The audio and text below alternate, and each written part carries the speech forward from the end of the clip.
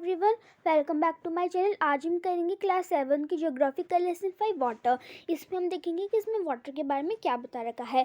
So when you think of water, what images come to your mind. तो जब आप water के बारे में सोचते हो तो कौन सी इमेजेस आपके माइंड में आती है। You think of river, the waterfall, the pitter patter of raindrops water in your taps. तो जब आप वाटर के बारे में सोचते हो तो आपके माइंड में रिवर्स की इमेजेस, वाटरफॉल्स की इमेजेस, पिटर पैटर ऑफ रेन ड्रॉप्स और आपके घर में जो टैप्स हैं उनमें जो वाटर आता है उनके बारे में आपको क्या है इमेजेस आपके माइंड में आती होगी। Children love to float paper boards in rain puddles. Children को बहुत अच्छा लगता है जो रेन पडल्स होते हैं उनमें पेपर बोर्ड्स को फ्लोट करना। By noon the puddles vanish. लेकिन जैसे ही दोपहर होती है वो पडल्स गायब हो जाते हैं। Where does the water go. तो आखिर ये वाटर पानी जाता कहाँ है। The sun's heat causes evaporation of water into vapour. जो सन की हीट होती है वो वाटर को किस में चेंज कर देता है, वेपर में चेंज कर देता है। और उससे क्या, और उस प्रोसेस को हम कहते हैं evaporation. When the water vapor cools down। अच्छा, मैंने कहा कि सन की हीट जो है वो वाटर को वाटर वेपर में कन्वर्ट कर देती है। अब वो वाटर वेपर को वाटर को वाटर वेपर में कन्वर्ट करेगी तो वो ऊपर चली जाएगी। अब वो वाटर वेपर कूल होके देन वो कंडेंस होगी एंड कंडेंस होके वो क्लाउड्स बनाएगी। From there it may fall on the land और sea in the form of rain, snow और स्लीट। अच्छा, जब वो ठंडी हो जाएगी एंड कंडेंस करके वो क्लाउड्स बना लेगी और जब वो क्लाउड्स इतने हैवी हो जाएंगे अपने आप को झेल नहीं पाएंगे एटमॉस्फेयर में, सो वो क्या है नीचे लैंड पर आ जाएंगे। किसकी फॉर्म में, रेन की फॉर्म में, स्नो की फॉर्म में या फिर स्लीट की फॉर्म में। The process by which water continually changes its form and circulates between oceans, atmosphere and land is known as water cycle। हाँ, तो वाटर साइकिल क्या होती है, वो ऐसा प्रोसेस जिससे जो वाटर है अपनी फॉर्म को कंटिन्यूसली चेंज करता रहता है और किसके बीच में सर्कुलेट्स करता है, ओशन, एटमॉस्फेयर और लैंड के बीच में। उसी को हम कहते हैं वाटर साइकिल। मैं इससे आपको एकदम क्लियर कर देती हूँ। इसमें देखो ज़रा, ये आपको ये दिख रहा है वाटर है, ये कोई भी ओशन बॉडी है या वाटर है। और सपोज करो यहाँ पर सन है, तो हमने क्या देखा कि सन की जो हीट होती है वो इस वाटर को एवोपरेट करके ले जाएगी। और जब सन की हीट इस वाटर में पड़ेगी तो ये वाटर किस में कन्वर्ट हो जाएगा, वाटर वेपर में कन्वर्ट हो जाएगा। और जब वाटर वेपर में कन्वर्ट होता है so this process is known as evaporation. So water का एवेपरेशन होके वो एटमॉस्फेयर में चली जाएगी। जब वो एटमॉस्फेयर में चली जाएगी तो क्या होगी, ठंडी होकर वो कंडेंस होगी और कंडेंस होके क्या किसका फॉर्मेशन बना लेगी, क्लाउड्स का फॉर्मेशन बना लेगी। और इसको कहेंगे हम कंडेंसेशन। और जब कंडेंसेशन आती है, क्या प्रोसेस होती है कंडेंसेशन, देखो जब वाटर वेपर ऊपर गया और ठंडा होकर वो कंडेंस हुआ और उसने क्लाउड्स बनाए, तो जो क्लाउड्स था वो वेपर है, क्लाउड्स वेपर है जो कि वापस से वाटर में कन्वर्ट हो गया। तो अगर वेपर वापस से वाटर में कन्वर्ट होता है उसको हम कहते हैं कंडेंसेशन। सो वाटर साइकिल आपको समझ आ गई। वाटर है, सन उसको एवोपरेट करके ले गया ऊपर, वो ठंडा हुआ, कंडेंस होकर उसने क्लाउड्स बनाया। जब क्लाउड्स अपने आप को एटमॉस्फेयर में झेल नहीं पाएगा, इतने हैवी हो जाएंगे, तो वो नीचे लैंड पर आ जाएगा। किसकी फॉर्म में, रेन की फॉर्म में, स्नो के फॉर्म में या फिर स्लीट के फॉर्म में। तो आगे आपको वाटर साइकिल होता क्या है फिर इसमें बता रखा है। फिर अर्थ इज लाइक ए टेरेरियम। हमारा जो अर्थ है वो एक टेरेरियम की तरह है। टेरेरियम क्या होता है, it is an artificial enclosure for keeping small house plant. ये एक आर्टिफिशियल एनक्लोजर होता है जिससे जो घरों के आपके स्मॉल प्लांट्स होते हैं उनको रखने के लिए। जैसे कि टेरेरियम है, इसमें एक आर्टिफिशियल एनक्लोजर है और इसमें जो घरों के आपके स्मॉल प्लांट्स हैं उसे रखा गया है। सो आपको आगे कि अर्थ किसकी तरह है, earth is like a terrarium. The same water that exist centuries ago still exist today. वो सेम वाटर जो पहले सेंचुरीज एगो एग्जिस्ट करता था वो आज भी एग्जिस्ट करता है। The water use to irrigate a field in Haryana में have float down the Amazon river 100 years एगो। जो पानी आज हरियाणा के खेत में, हरियाणा के फील्ड में इरीगेट करने में यूज़ आता है, सो क्या पता वो अमेजन रिवर में पहले 100 years एगो फ्लो होता होगा। तो यहाँ पर हमने क्या देखा, हमने देखा कि किस तरीके से वाटर साइकिल चलती है और अर्थ किसकी तरह है, एक टेरेरियम की तरह है। फिर आता है the major source of fresh water, rivers, pond, springs and glacier. जो मेजर सोर्स हैं फ्रेश वाटर के, जहाँ से हमें फ्रेश वाटर मिलता है, उसके सोर्स कौन कौन से हैं, reverse, pond, springs and glaciers. हमने पढ़ के आ चुके हैं दैट व्हाट आर ग्लेशियर्स। फिर हैं the ocean bodies and seas contain salty water. जो आपका ओशन का पानी होता है, जो आपकी ओशन बॉडी होती है, जो सी होते हैं, उसमें सॉल्टी वाटर कंटेन होता है। The water of the ocean is salty और saline as it contains a large amount of dissolve salts. जो आपकी, मैंने आपको क्या बताया कि जो ओशन वाटर होता है वो क्या होता है, सॉल्टी होता है। लेकिन वो सॉल्टी क्यों होता है? क्योंकि उसमें बहुत सारा, एक लार्ज अमाउंट में डिजॉल्व सॉल्ट्स होता है। उसमें बहुत सारा क्या होता है, सॉल्ट्स होता है। और उसमें कौन सा सॉल्ट्स होता है? वही सॉल्ट होता है जो आप खाने के लिए यूज़ करते हो। जो आप salt that you use for eat, वो कौन सा होता है? वो होता है सोडियम क्लोराइड। और सोडियम क्लोराइड ही किसमें पाया जाता है? ओशंस में पाया जाता है, जो कि ओशंस की वाटर को क्या बनाता है? सलाइन बनाता है। सो आगे आपको क्यों होता है ओशन वाटर सलाइन। अब आता है distribution of water bodies. Water bodies का डिस्ट्रीब्यूशन, इसके बारे में हम देखेंगे। We all know that 3/4 of the earth's surface is covered by water। हम सभी को पता है कि जो आपकी अर्थ का सरफेस का 3/4 पोर्शन है वो किससे कवर्ड है? वाटर से। If there is more water than land on this earth, why do so many countries with water scarcity? अगर इस अर्थ पे ज़्यादा वाटर है लैंड से, तो कितनी कंट्रीज़ को वाटर स्कार्सिटी क्यों फेस करनी पड़ती है? Is all the water on earth available to us? क्या जो भी अर्थ में सारा का सारा पानी है वो हमें अवेलेबल है? ऐसा नहीं है। The following table give the distribution of water in percent. आपको यहाँ पर दे रखा है कि कितना अमाउंट जो है वाटर का वो किस में प्रेजेंट होता है। तो देखो इसमें डिस्ट्रीब्यूशन दे रखा है परसेंटेज में। ओशंस में होता है 97.3% वाटर। आइस कैप्स में होता है 02.0। देखो यहाँ पर क्या बता रखा है, ओशंस क्या होता है? सॉल्टी वाटर होता है, इसलिए सलाइन लिखा है। और जो है आइस कैप, ग्राउंड वाटर जितने भी हैं ये क्या है? ये फ्रेश वाटर हैं। तो ना जब हमने इन सारे अमाउंट्स को टोटल किया तो हमारा कितना पूरा बना? 100। तो ये आपको आना चाहिए कि कितना परसेंट जो है कहाँ पर प्रेजेंट है। तो ये आप एक बार पढ़ लेना, ठीक है। और आपको पता होना चाहिए कि जो आपका अर्थ सरफेस का 3/4 पोर्शन है वो का वाटर से कवर्ड है। और ये आपको आना चाहिए डिस्ट्रीब्यूशन ऑफ वाटर। अब यहाँ पे डू यू नो है कि सैलिनिटी क्या है? Salinity is the amount of salt in grams present in 1000 grams of water. Salinity क्या है कि 1000 ग्राम्स ऑफ वाटर में ग्राम्स में कितना सॉल्ट प्रेजेंट है उसका अमाउंट होती है salinity. The average salinity of ocean is 35 per parts per 1000। जो average, this is very important, कि जो एवरेज सैलिनिटी होती है ओशंस की, so what are the average salinity of ocean? The average salinity of oceans is 35 parts per 1000। जो parts per 1000 है ना, इसको हम शॉर्ट फॉर्म में लिखते हैं PPT। तो अगर आपसे पूछे एवरेज सैलिनिटी ओशन की, तो आप शॉर्ट फॉर्म में लिख सकते हो 35 PPT मीन्स 35 पार्ट्स पर 1000। सो ये हो गया सैलिनिटी का। अब एक और डू यू नो आता है, इसमें बोल रहे हैं डेड सी। डेड सी जो कि इजराइल में है, उसमें कितनी सैलिनिटी है? 340 ग्राम्स पर litre of water. Swimmers can float in it because the increase salt content makes it's dance. वहाँ की जो स्विमर्स होती हैं वो उस वाटर पे फ्लोट करते रहते हैं, नीचे जा ही नहीं पाते। क्यों नहीं जा पाते? क्योंकि वहाँ का जो ओशन होता है या फिर जो सी होता है उनका, वो इतना डेंस होता है। डेंस क्यों होता है? क्योंकि वहाँ पर इतना सारा सॉल्ट प्रेजेंट है। सो ये डू यू नो आपको आनी चाहिए कि डेड सी इजराइल में है, वो कैसे क्या है और सैलिनिटी क्या है।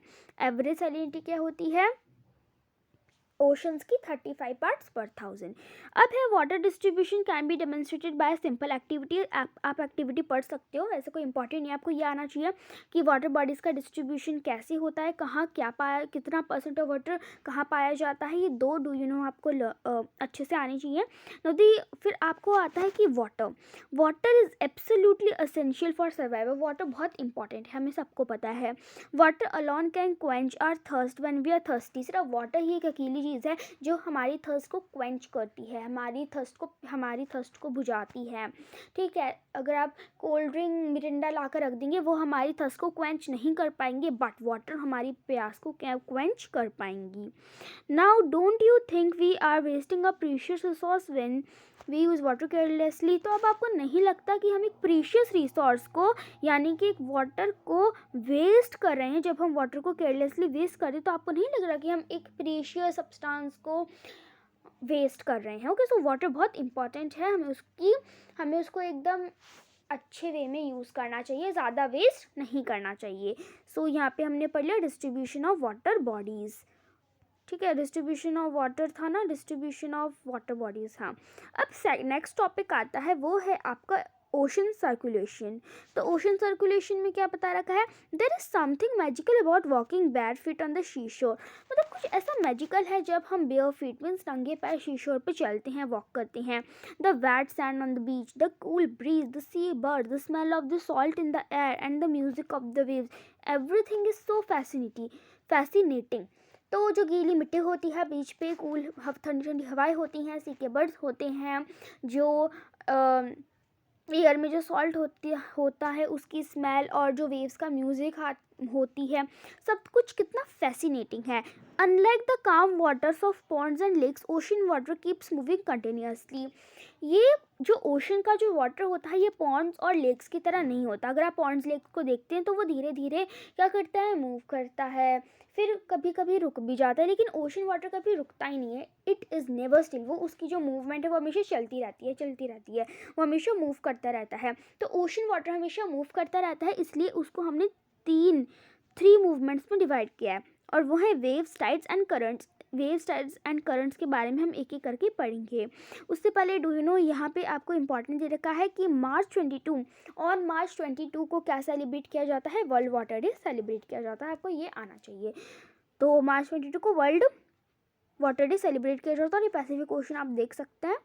और हमारा जो ओशन है उसको 3 मूवमेंट्स में कन्वर्ट किया गया है, which is waves, tides and ocean current. तो सबसे पहले हम बात करेंगे वेव्स की, कि वेव्स क्या होती है। When you are playing throw ball on the beach and the ball falls into the water, what happens? तो क्या होता है जब आप थ्रो बॉल खेल रहे होते हैं बीच पे, और आपकी जो बॉल है वो वाटर में फॉल हो जाती है, गिर जाती है। It is fun to watch how the ball gets washed back to the shore by the waves. तो कितना मज़ा आता है देखने में कि अगर मान लो आपकी बॉल सी में गिर गई है, बीच में या फिर वाटर में गिर गई है, तो वो वापस से शोर में आ जाएगा वेव्स के थ्रू। आता है ना, अगर आप कर देखना, अगर आप कई बार बीच पे गए हो तो वहाँ का जो वाटर है, वहाँ पे आप पानी डालना, उस ओशन में अपनी बॉल डालना, और आप देखोगे किस तरीके से वो बॉल वापस से वेव्स के थ्रू आ जाएगी। तो ये वेव्स है क्या? When the water on the surface of the ocean rises and falls alternately, they are called waves. तो वेव्स क्या होती हैं, जब आपका ओशन का जो सरफेस होता है, वो ओशन जो होता है ना, ओशन का जो वाटर होता है, जब वो क्या करता है, राइज और फॉल करता है ऑल्टरनेटली, तब होती है वेव्स। उसी को हम कहते हैं वेव्स। सपोज ये आपका ओशन है, और ओशन में का जो वाटर है वो alternately rise and fall, rise and fall, rise and fall. तो जब ऐसे आपका वाटर राइज एंड फॉल करता है, कैसे अल्टरनेटली, उसको हम कहते हैं वेव्स। फिर आता है ड्यूरिंग अ स्टॉर्म के दौरान the winds blow at very high speed form huge waves. Storm के दौरान, स्टॉर्म क्या होती है, ठंडी ठंडी हवाएं चलती है, धूल धूल हो जाता है। तो स्टॉर्म के दौरान जो विंड्स हैं वो तेज़ी से ब्लो होती है, जो वो ब्लो होती है तो उनकी हाई स्पीड होती है, क्या बनाने के लिए, ह्यूज वेव्स बनाने के लिए। देखिए यहाँ पे क्या बता रखा है, अगर आपकी जो हवा है वो धीरे चलेगी तो जो आपकी वेव्स होगी वो भी धीरे धीरे धीरे धीरे अल्टरनेटली राइज फॉल करती रहेगी। लेकिन अगर आपकी हवा तेज चलेगी, हाई स्पीड में ब्लो होगी, तो उतनी ही ज़्यादा ऊंची वेव्स बनेगी, और इतनी ज़्यादा ऊंची राइज एंड फॉल, इतनी ज़्यादा ऊंची वेव्स बनेगी। तो जितनी ज़्यादा ऊंची वेव्स बनेगी तो क्या होगा, दीज मे कॉज ट्रेमेंडोस डिस्ट्रक्शन, इससे बहुत सारे डिस्ट्रक्शन हो सकता है। एंड अर्थक्वेक, वॉल्केनिक इरप्शन और under water landslides can shift large amount of ocean water. तो अगर आपका अर्थक्वेक आ गया, वॉल्केनिक इरप्शन हो गया, अंडर वाटर लैंडस्लाइड होगी, तो ये बहुत सारा अमाउंट जो होगा वाटर का, ओशंस को, मतलब ओशन वाटर को शिफ्ट कर देगा एक लार्ज अमाउंट में। तो जब वो ओशन का जो वाटर होगा उसको शिफ्ट कर देगा लार्ज अमाउंट में, तो क्या होगा, एक ह्यूज टाइडल वेव होगी। As a result huge tidal wave होगी, बहुत लंबी लंबी वेव आएगी, ठीक है, जिसको हम कहते हैं सुनामी, जिसे अल्टरनेटली राइज एंड फॉल करती रहती है धीरे धीरे, उसको तो वेव कहते हैं। लेकिन जब वही वेव्स इतनी बड़ी बड़ी हो जाती है, इतनी ह्यूज टाइडल वेव बन जाती है, तो उसको हम कहते हैं सुनामी। दैट, और सुनामी कितनी हाई हो सकती है, 15 मीटर्स फ्रॉम, जो लार्जेस्ट सुनामी है जिसको आज तक मेजर किया गया है वो थी 150 metre high. These waves travel at a speed of more than 700 kilometre per hour. ये जो वेव्स हैं more than 700 kilometre per hour से ट्रैवल कर रही थी। और जो सुनामी है 2004 की सुनामी, हाँ 2004 में एक बार सुनामी आई थी, उसमें बहुत सारा डिस्ट्रक्शन हुआ था, बहुत सारा डैमेज हुआ था कोस्टल एरियाज़ का इंडिया में। और वो कहाँ आई थी, जो आपका इंदिरा पॉइंट है ना, इंदिरा पॉइंट कहाँ पर, अंडमान और निकोबार आइलैंड्स में, अंडमान और निकोबार आइलैंड्स में जो इंदिरा पॉइंट था ना, तो वहाँ पर आई थी एक बार बहुत तेज की सुनामी। कब आई थी, 2004 में आई थी। और सुनामी के बाद क्या हुआ था, Andaman and Nicobar island got submerged after this tsunami. Andaman और निकोबार आइलैंड जो थे इस सुनामी के बाद सबमर्ज्ड हो गए थे। सो हमने क्या देखा वेव्स में, कि जो ओशन का जो वाटर होता है, जब वो राइज और फॉल करता है ऑल्टरनेटली, उन्हीं को हम कहते हैं वेव्स। जब बहुत तेज से हवा चलती है तो वही वेव्स क्या हैं, एक ह्यूज टाइडल वेव बन जाती है, जिसको हम कहते हैं सुनामी। और सुनामी बहुत डिस्ट्रक्शन क्रिएट करती है। सो आपको वेव समझ में आ गया, जब ओशन वाटर क्या करती है, राइज और फॉल करती है ऑल्टरनेटली, वो होती है वेव्स। उसके बाद यहाँ बता रखा है, waves are formed when wind scrape across the ocean surface, the stronger the wind blows the bigger the wave becomes. इसमें क्या बता रखा है, वेव चलती है विंड से, जितनी ज़्यादा विंड होगी उतनी ही ज़्यादा हाई टाइड होगी, मतलब सॉरी हाई वेव्स होगी। ठीक है, मान लो अगर बहुत तेज से विंड चल रही है, सो बहुत ही ज़्यादा ऊंची ऊंची क्या होगी, वेव्स आएंगी। अगर जो विंड है वो धीरे चल रही है, लो चल रही है, तो वो बस ऐसे ऑल्टरनेटली राइज एंड फॉल अपनी ही लेवल पे क्या करेगी, वेव्स होगी। सुनामी जो एक जापानीज वर्ड है जिसका मतलब हार्बर वेव्स होता है, as the harbours get destroyed whenever there is a tsunami. So जो जापानीज वर्ड है कौन, सुनामी, जिसका मतलब होता है हार्बर वेव्स। तो हमने वेव्स के बारे में बात कर ली, जब ओशन वाटर राइज और फॉल करता है ऑल्टरनेटली, उसी को हम क्या कहते हैं, उसी को हम कहते हैं वेव्स। सेकेंड जो हमारी ओशन वाटर की मूवमेंट थी वो कौन सी है, टाइड्स। तो इसके बारे में हम पढ़ेंगे।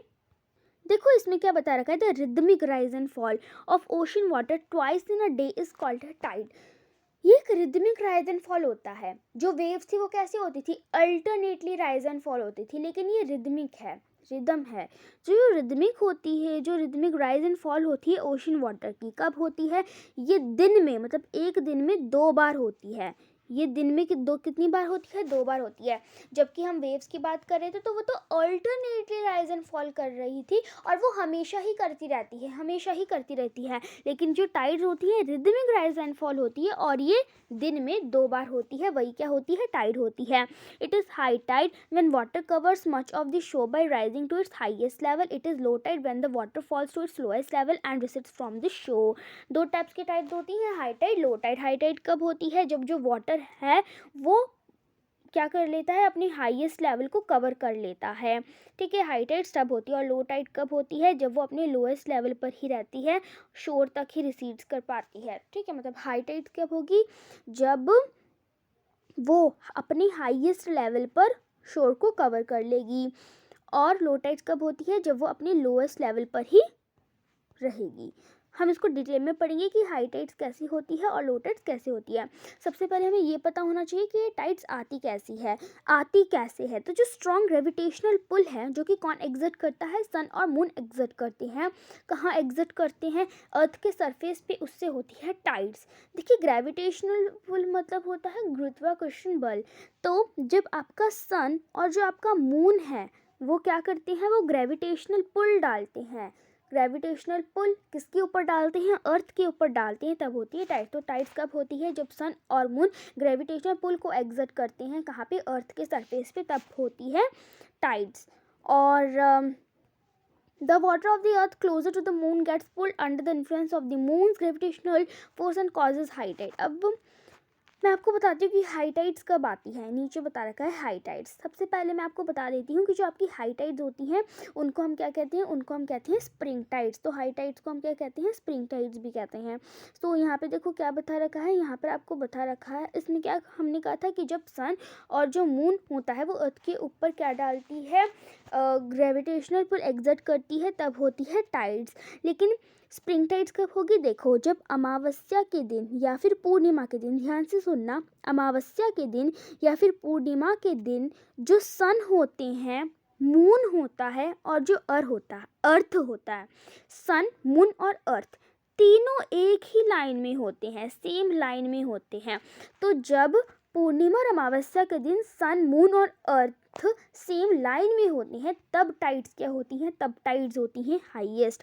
यहाँ पर भी यही बता रखा है, during the full moon, new moon. Full moon को, न्यू मून को हम क्या कहते हैं, पूर्णिमा अमावस्या। तो जो सन होता है, मून होता है और अर्थ होता है वो सेम ही लाइन में होती हैं तब टाइड्स क्या होती हैं, हाईएस्ट। जो टाइड्स होती हैं उनको हम स्प्रिंग टाइड्स भी कहते हैं, हाई टाइड्स को। मैंने बताया ना कि अमावस्या पूर्णिमा के दिन जब सन, मून और अर्थ सेम ही लाइन पे होती हैं तब टाइड्स क्या होती हैं, हाईएस्ट होती हैं। और अब हम पढ़ेंगे लो टाइड्स। लो टाइड्स को हम नीप टाइड्स भी कहते हैं। लो टाइड्स को हम क्या कहते हैं, लो टाइड्स को हम नीप टाइड्स भी कहते हैं। तो देखो नीप टाइड्स का, जब सन, मून और अर्थ, यही तीनों है, तीनों का ही ये तीनों ही आएंगे टाइड में। तो देखो जब जो मून होता है ना, मून वो अपनी फर्स्ट या लास्ट क्वार्टर पे होता है तब नीप टाइड्स होती है, लो टाइड्स होती है। देखो जब, या तो आप सिंपल वे में कैसे रख सकते हो, जब सन, अर्थ और मून एक तरीके से राइट एंगल बनाता है तब टाइड्स क्या होगी, तब टाइड्स होगी लोएस्ट। देखो यहाँ पर राइट एंगल ही तो बनाता है, आप मैथ्स में पढ़ रहे होंगे। जब आपका सन, मून और अर्थ एक तरीके से राइट एंगल बनाता है तो क्या होता है, ये डायगनली हो रहा है, मतलब डायगनली ही इसका वाटर होगा। डायगनली अपोजिट होता है ना, देखो ये इस तरीके से ऐसा हो रहा है और फिर ये मून और सन क्या हो रहा है, ऐसा डायगनली हो रहा है। तो ये कौन सा एंगल बना है, राइट एंगल बना। तो जब सन, मून और अर्थ एक राइट एंगल बनाते हैं उस टाइम पर क्या होती है, लो टाइड्स होती है। और लो टाइड्स को हम नीप टाइड्स भी कहते हैं।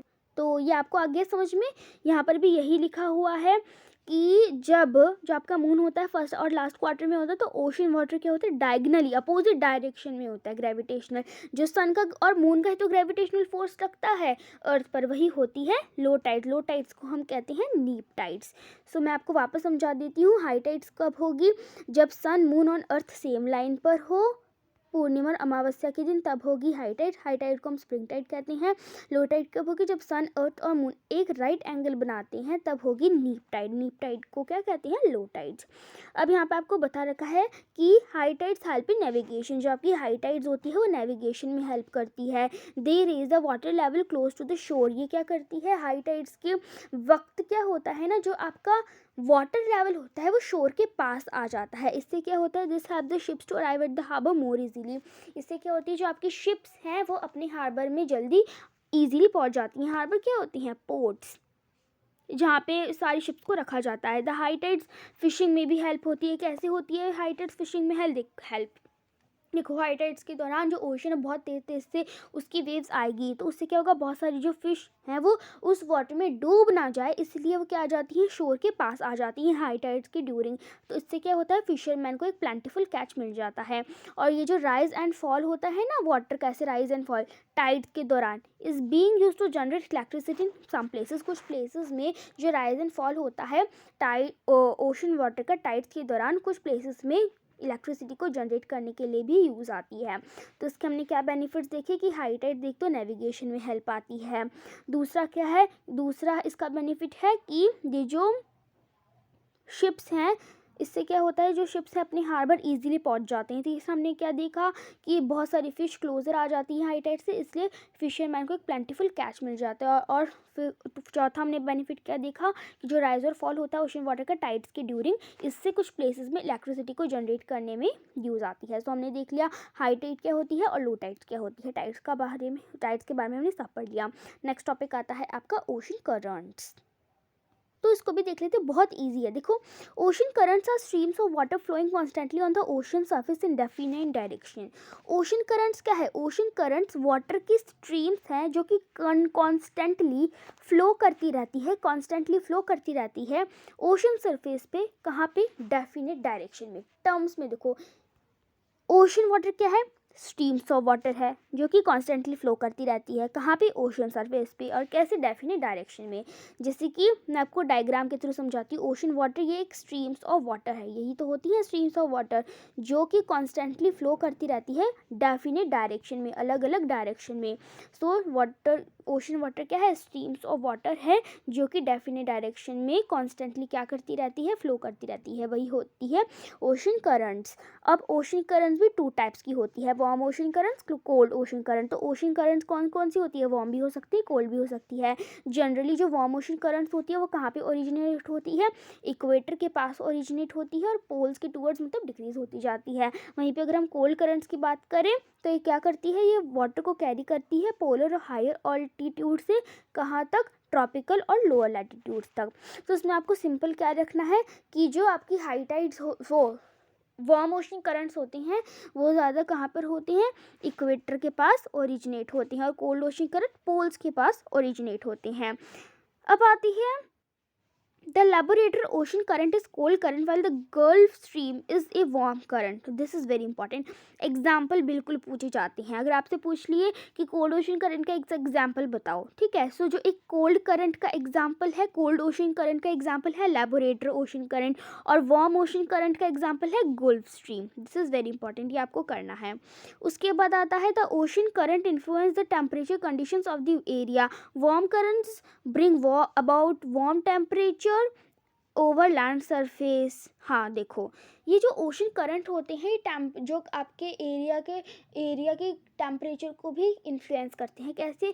जहाँ पर वार्म ओशन करंट होंगे जिन एरिया में, वहाँ का टेम्परेचर भी वार्म होगा। जिन एरिया में कोल्ड ओशन करंट ओरिजिनेट होंगे वहाँ का जो एरिया, वहाँ उस एरिया का जो टेम्परेचर होगा वो कोल्ड होगा। सो आगे आपको the areas where the warm and cold currents meet provide the best fishing grounds of the earth. जिन एरियाज में जो आपके वार्म और कोल्ड ओशन करंट, सपोज करो यहाँ से वार्म ओशन करंट, यहाँ से कोल्ड ओशन करंट, तो जहाँ पर ये मीट करेंगे वहाँ पे क्या होंगे? बेस्ट फिशिंग ग्राउंड्स बनेंगे। किसके? वर्ल्ड के। जो सी हैं अराउंड जापान और eastern coast of North America, वो उसके सच एग्जाम्पल हैं।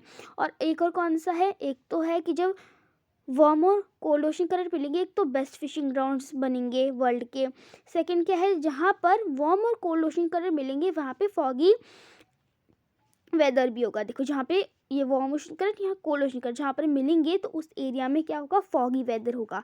फॉगी आपको पता है फॉग पड़ता है, तो फॉगी वेदर होगा, जो कि किसके लिए डिफिकल्ट बनाता है? नेविगेशन के लिए डिफिकल्ट बताता है। सो हमने क्या देखा ओशन करंट्स में? ओशन करंट ऐसे स्ट्रीम्स ऑफ क्या होती हैं? वाटर होती है जो कि अलग अलग डायरेक्शन में कॉन्स्टेंटली फ्लो करती रहती है। दो टाइप्स की होती है, cold ocean current, warm ocean current. जहाँ पे कोल्ड और वार्म ओशन करंट मिलती है, एक तो वहाँ पे बेस्ट फिशिंग ग्राउंड्स बनते हैं वहाँ का, और दूसरा होता है कि वहाँ पे फॉगी वेदर बनता है जो कि नेविगेशन के लिए डिफ़िकल्ट होता है। सो यहाँ पे जो हमारा चैप्टर है वाटर का ऑलमोस्ट कम्प्लीटली हो चुका है। हमने देखा लो टाइड क्या होती हैं, हाई टाइड क्या होती हैं।